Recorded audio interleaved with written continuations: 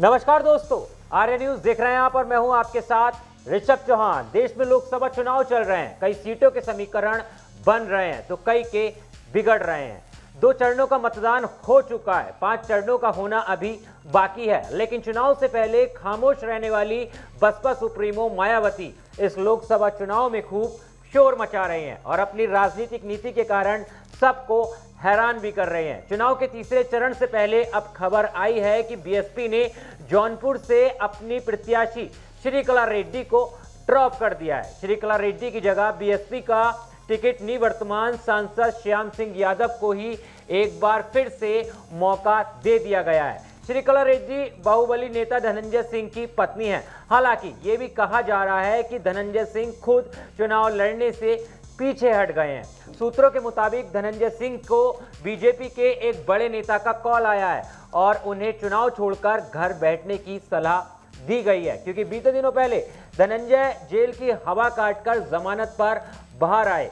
हो सकता है कि यही बात सही हो, क्योंकि आजादी किसे पसंद नहीं है। पर बीएसपी ने और भी कई जगहों से अपने प्रत्याशियों को बदला है, इसलिए बीएसपी पर सवाल तो उठेंगे ही। धनंजय सिंह की पत्नी का टिकट कटने से बीजेपी ही नहीं, समाजवादी पार्टी को भी फायदा हो सकता है। इसलिए यह कहना बहुत मुश्किल है कि बीएसपी सुप्रीमो मायावती किसे टारगेट कर रही हैं और किसके साथ फ्रेंडशिप मैच खेलना चाहती हैं।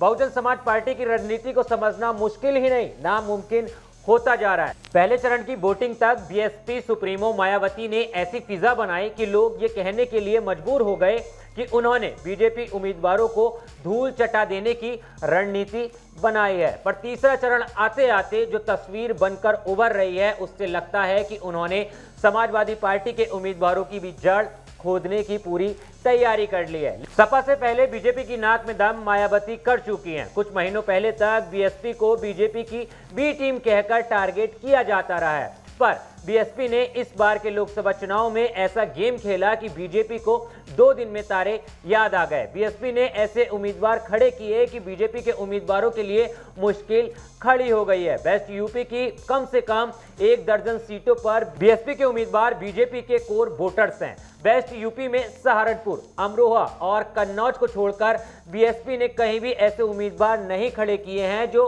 बीजेपी को फायदा पहुंचा सके। मेरठ, बिजनौर, गौतम बुद्ध नगर, गाजियाबाद, कैराना, मुजफ्फरनगर, बागपत आदि में बीएसपी ने ऐसे कैंडिडेट तय किए हैं जिससे केवल बीजेपी को नुकसान हुआ। इसी तरह पूर्वी यूपी में भी घोसी, चंदौली, बस्ती और आजमगढ़ में ऐसे कैंडिडेट खड़े किए गए जिससे बीजेपी के पसीने आ गए। हालांकि बाद में आजमगढ़ का प्रत्याशी बदल दिया गया, जिससे संदेह बीएसपी पर होना स्वाभाविक हो गया।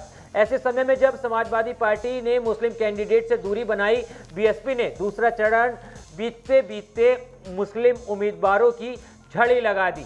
बसपा ने अब तक घोषित 72 उम्मीदवारों में से महिला उम्मीदवारों सहित मुस्लिम समुदाय से 20 उम्मीदवारों को टिकट दिया है। इस चुनाव में यूपी में किसी भी प्रमुख दावेदार द्वारा मैदान में उतारे गए मुस्लिम उम्मीदवारों की यह अब तक की सबसे अधिक संख्या है और इससे यह अंदाजा लगाया जा सकता है कि मायावती लोकसभा चुनाव में बड़ा उलटफेर कर सकती हैं।